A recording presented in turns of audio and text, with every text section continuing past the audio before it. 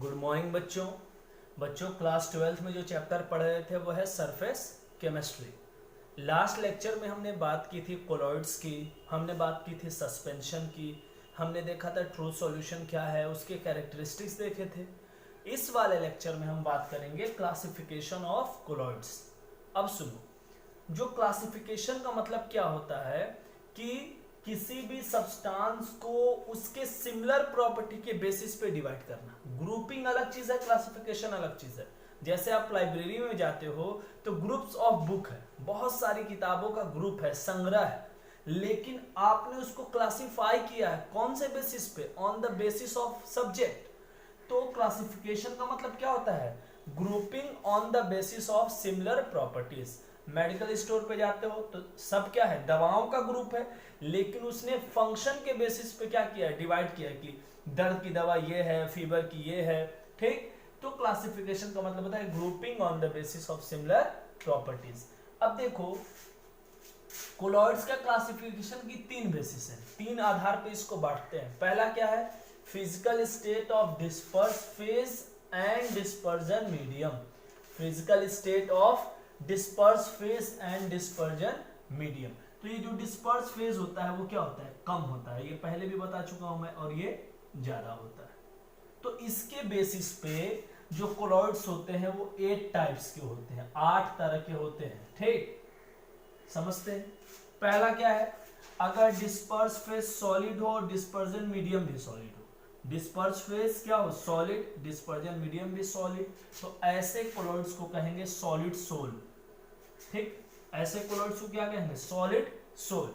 Example क्या है? Coloured glasses, जो कलरफुल ग्लासेस आते हैं वो हो सकते हैं। जेम स्टोन का मतलब मालूम है क्या होता है? वो जो पंडित जी लोग नहीं देते हैं कि रुद्राक्ष पहन लीजिए तो आपका बुध शनि ये सब कट जाएगा, वो वाला जेम स्टोन, ठीक। उसके बाद एक है डिस्पर्स फेज है सॉलिड, और लिक्विड क्या है? Dispersion medium. तो इसको क्या कहते हैं? हम सोल बोलते हैं, ठीक। एग्जाम्पल क्या है? पेंट है, पेंट, जो भी paint, cell fluid. Cell fluid जानते हैं आप क्या होता है? सेल में जो फ्लूइड होता है, जैसे क्या क्या होता है, जैसे हमारा साइटोप्लाज्म है, उधर स्ट्रोमा है, ठीक है, मैट्रिक्स है, ये सारे सेल फ्लूइड्स हैं। उसके बाद देखो, बायोलॉजी वाले आपको ये डिटेल में बताएंगे, ठीक। उसके बाद देखो अगला क्या है? Disperse phase solid, dispersion medium gas, ठीक। अब इसको क्या कहते हैं? इसको कहते हैं एरोसोल, ठीक। एग्जाम्पल क्या है? स्मोक है, धुआं है, डस्ट है, धूल है, ठीक। नेक्स्ट क्या है? देखो अब हमारा डिस्पर्स फेज चेंज हो रहा है। अभी तक क्या था? सॉलिड था, अब लिक्विड आ गया। लिक्विड डिस्पर्स फेज हमारा लिक्विड हो, डिस्पर्जन मीडियम सॉलिड हो, तो इसको क्या कहते हैं? जेल। एग्जाम्पल क्या हो सकता है? जेली जो आप खाते हो, बटर हो सकता है। अगला क्या है?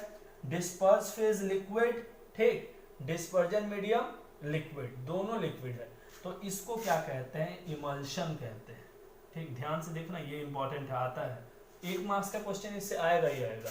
ये क्या है? इमल्शन है। एग्जाम्पल क्या हो सकता है? मिल्क हो सकता है, हेयर क्रीम हो सकता है।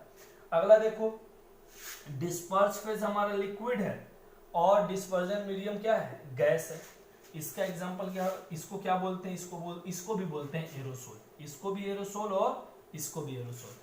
एग्जाम्पल क्या हो सकता है? फॉग हो सकता है, क्लाउड हो सकता है, इंसेक्टिसाइड स्प्रे हो सकता है, ठीक, कीटनाशक स्प्रे जो आता है कीड़ों को मारने के लिए, ठीक। उसके बाद क्या है?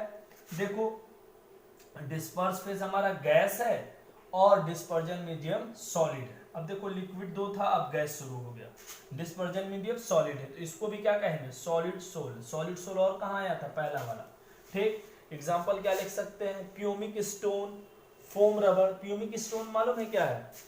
हाँ, वो पैर वैर को साफ करने के लिए खुरदुरा ईंट नहीं आते हैं मार्केट में, पत्थर, जिसको रगड़ने से पैर एड़ी वगैरह साफ हो जाती है, उसको कहते हैं प्यूमिक स्टोन। फोम रबर, सोफे में जो रबर होता है। उसके बाद क्या है? लास्ट, डिस्पर्स फेज गैस है और डिस्पर्जन मीडियम क्या है? लिक्विड है। और इसका एग्जांपल क्या हो सकता है? फोम, जिलेट का फोम आता है, बॉयज जो है वो जानते होंगे शेविंग के लिए, फोम। सोप, लेदर, वो हो सकता है, फ्रोथ हो सकता है, विप्ड क्रीम। विप्ड क्रीम क्या होता है? जो क्रीम बहुत हल्की होती है, क्रीम कैसे बनाई जाती है? उसको बहुत ज्यादा मिलाया जाता है, फेंटा जाता है तो बहुत लाइट हो जाती है। क्यों?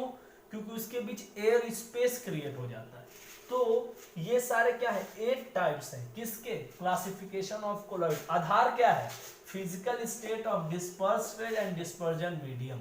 इसके आधार पर डिस्पर्स फेज और डिस्पर्जन मीडियम के फिजिकल स्टेट के आधार पर कोलॉइड्स 8 तरह के होते हैं, जो ये हैं, आपको दिखाई दे रहा होगा। ठीक, बात समझ में आई। तो नोट्स अगर आपको बनाना है तो इसी को आप नोट्स में लिख लेंगे, ये मोर देन एनफ है, इतना ही आपको काफी। हाँ, ये याद रखें कि 1 मार्क्स का क्वेश्चन इससे आना फिक्स है, जरूर आता है। ठीक, तो अब देखते हैं कि दूसरा बेसिस क्या है।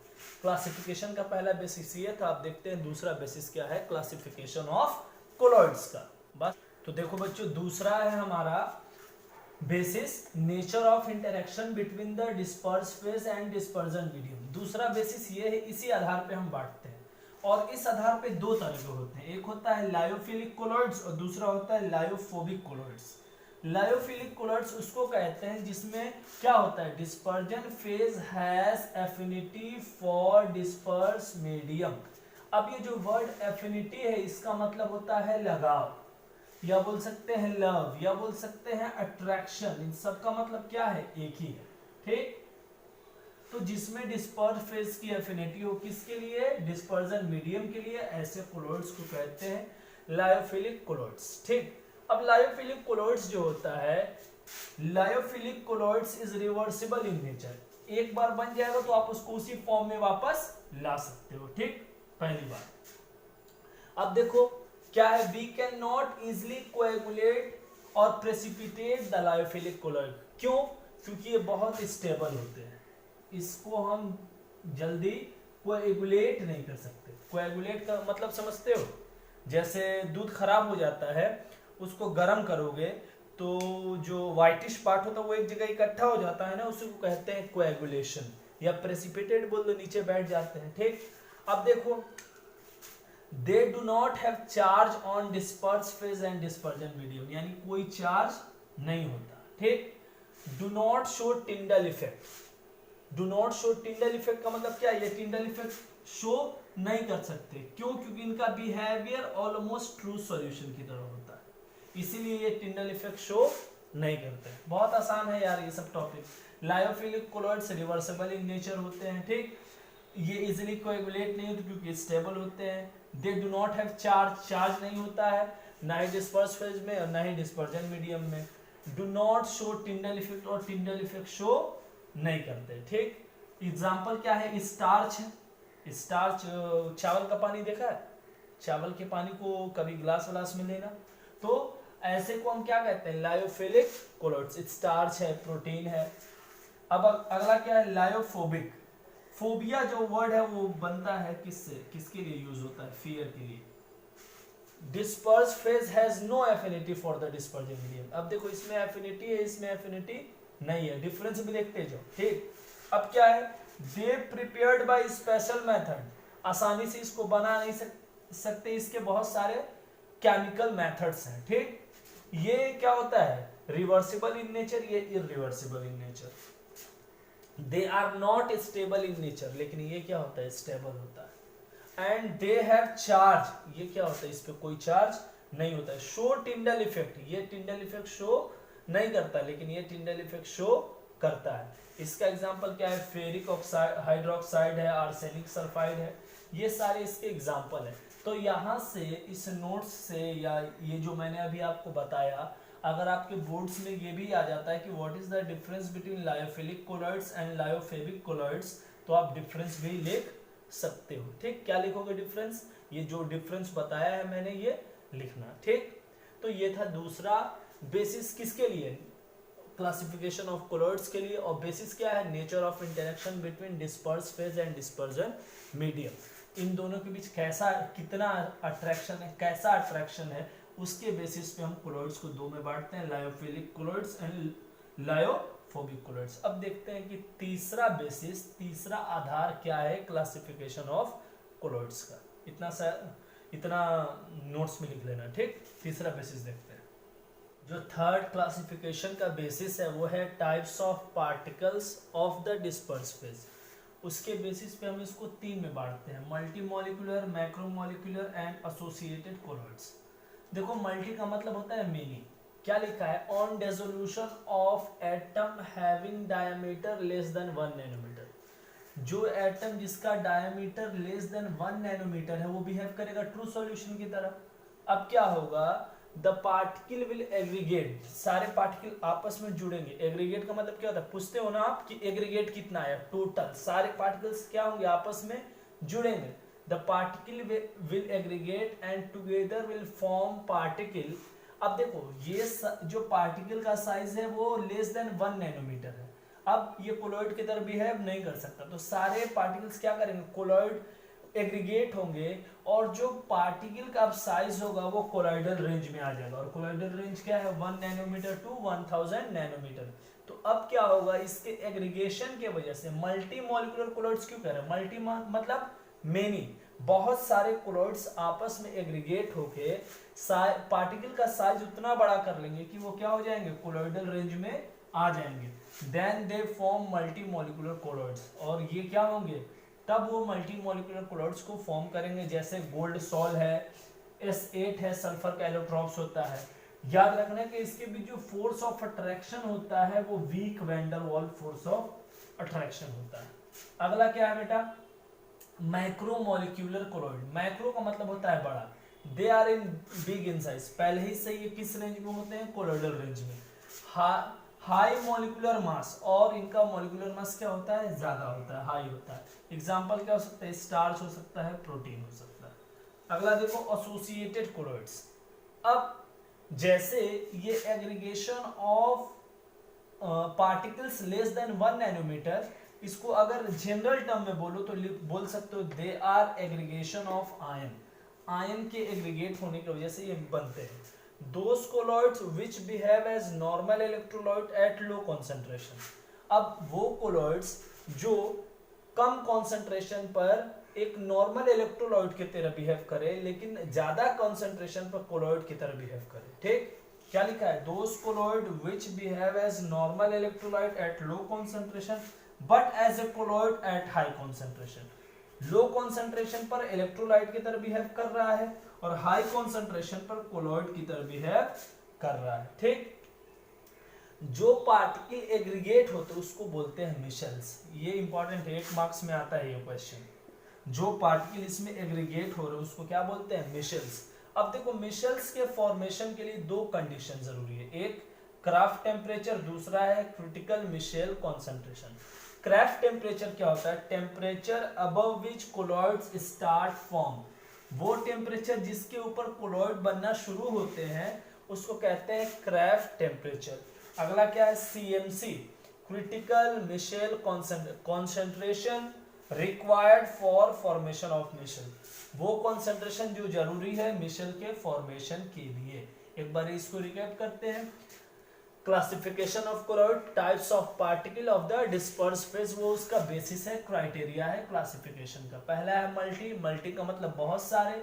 मल्टी मॉलिक्यूलर कोलॉइड्स कैसे बनते हैं, ऑन डिसोल्यूशन, जब डिसोल्यूशन होता है किसी भी एटम का, ये कह सकते हैं कि उस पार्टिकल का जिसका साइज लेस देन 1 नैनोमीटर, तो लेस देन 1 नैनोमीटर होगा तो ये बिहेव करेगा ट्रू सॉल्यूशन की तरह।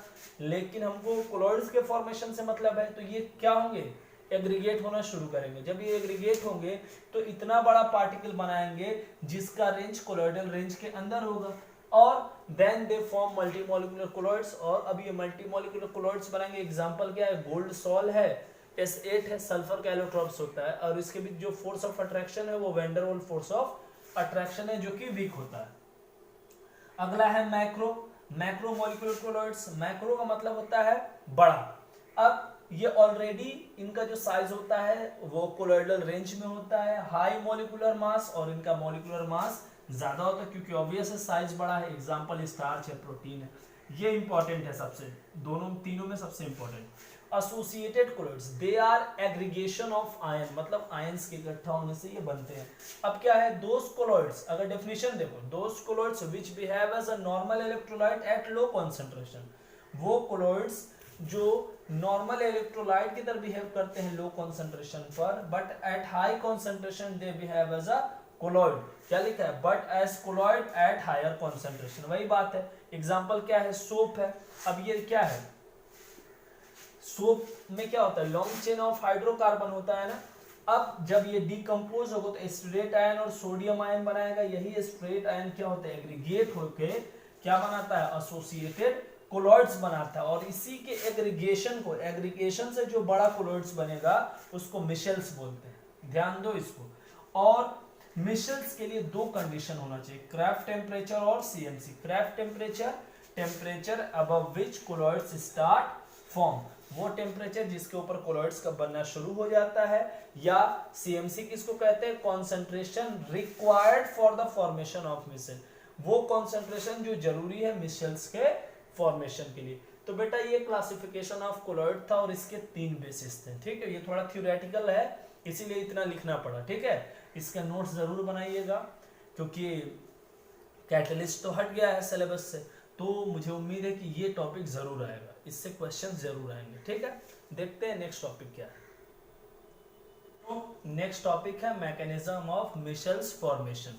देखो पहले वर्ड समझा करो, मैकेनिज्म का मतलब होता है कैसे होता है, ठीक। अब क्या लिखा है, micelle contains around 100 molecules, micelle के पास कम से कम 100 मॉलिक्यूल्स होते हैं, अप्रोक्सीमेटली 100 मॉलिक्यूल होते हैं। अब क्या होता है, this molecules will going to aggregate, अब ये मॉलिक्यूल क्या होंगे, इकट्ठा होंगे।